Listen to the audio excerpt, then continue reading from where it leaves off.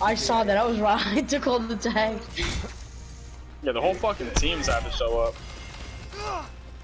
Everyone was like, I'm just gonna run into his grass time over here. Hey, Mog. Hey, Longo. Hey, R60 or Mog? Hey, Mog. Mog.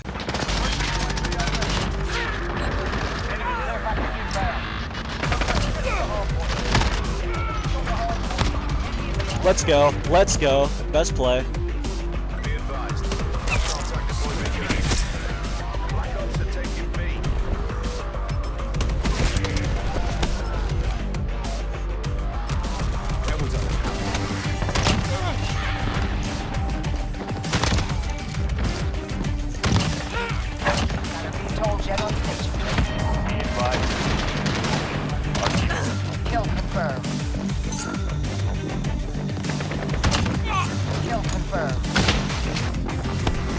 Oh, that dude fucking solo grabs them, bro. What? Right when Helmet says I need a fucking... Hold on. Get this grab slam in here for the best play.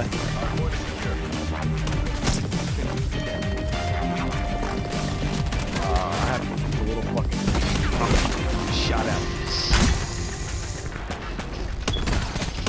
You dude can suck on his cock. Shit. Zero smoke.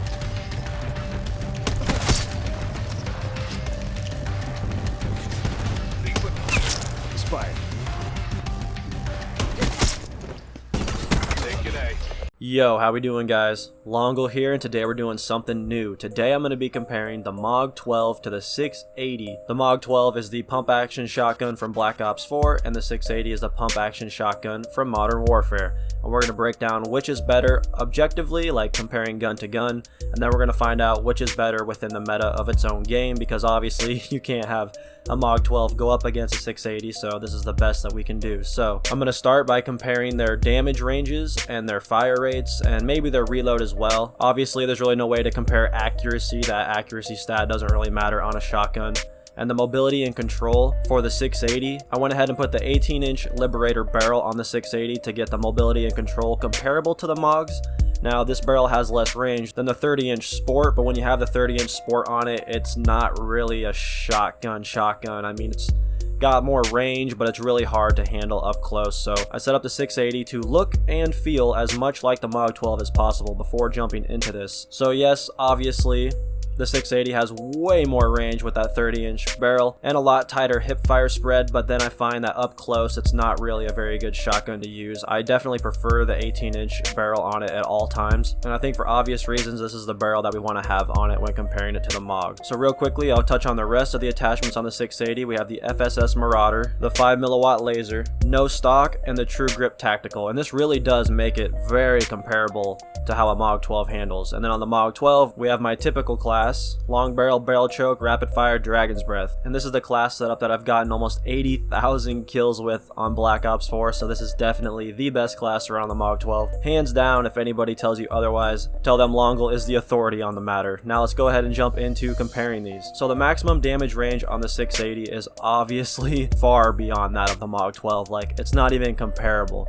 At the 680's maximum range, it's a 3-shot kill though, so it's really not that useful at those ranges. So I'm more so going to be comparing the 1-shot kill potential of each of them, given that they're shotguns. And the 680 does still have a slightly longer damage range, obviously, but that also comes with a slightly slower fire rate. Now the MOG12 has a higher fire rate, and not only that, but pretty much any time you do hit all your pellets with the MOG12 within its damage range, they're going to die, except at its very maximum damage range. I have just found out that at some point Treyarch has nerfed the MOG again, so at its very maximum damage range with Dragon's Breath on, you shoot somebody and they will survive with some amount of health left. And as far as I know, that didn't used to be the case back in the life cycle. The very last nerf it got, it still had a 1-shot kill potential at its maximum range, and now that's not the case. But if you take one step closer, you do end up getting that kill, so it's really not a big deal. You're not going to notice it too much. And yeah, that's pretty much the breakdown from gun to gun. MOG12, slightly higher fire rate, slightly less damage range, but probably more forgiving. The 680 is pretty inconsistent and it's going to screw you over quite a bit. I don't know why, but for some reason you can full ADS, center mass shot sometimes and still get hit markers, and it's not a very good hip fire shotgun either, whereas the MOG12 definitely is. So now let's go ahead and compare them within their own game's meta. Now obviously the 680 needs that longer range because all of the maps are much bigger in Modern Warfare. So while in a side-by-side comparison the 680 looks better than the MOG, I think within the meta of the game the MOG12 is still far more dominant of a weapon. So on Black Ops 4's fast-paced 3-lane maps, combined with a higher time to kill, one-shot kill weapons like the MOG12 that have a decent range are obviously going to be a little bit more overpowered and a little bit more cheesy than on a game like Modern Warfare where camping is the meta.